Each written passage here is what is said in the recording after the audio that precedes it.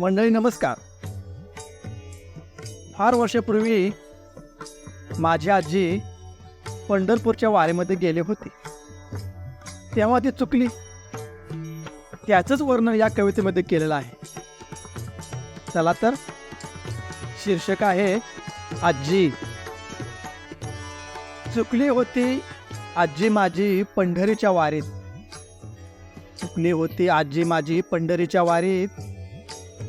भयभीत होऊन फिरत होते सर्वत्र तिला शोधित, सर्वत्र तिला शोधित. गर्दीच्या महापुरात तिला कुठं शोधायचं, गर्दीच्या महापुरात तिला कुठं शोधायचं. ठरवलं होते सगळ्यांनी आता माघारी फिरायचं, आता माघारी फिरायचं. त्यावेळी नव्हती संदेश आणि फोनची यंत्रणा, त्यावेळी नव्हती संदेश आणि फोनची यंत्रणा.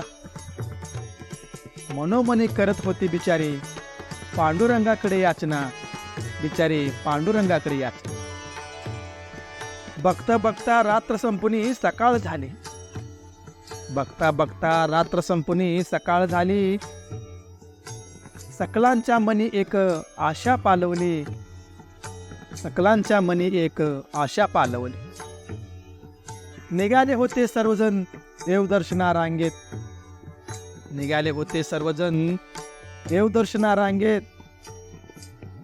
चालत चालत बघत होते दिसते का नजरेत, चालत चालत बघत होते दिसते का नजरेत.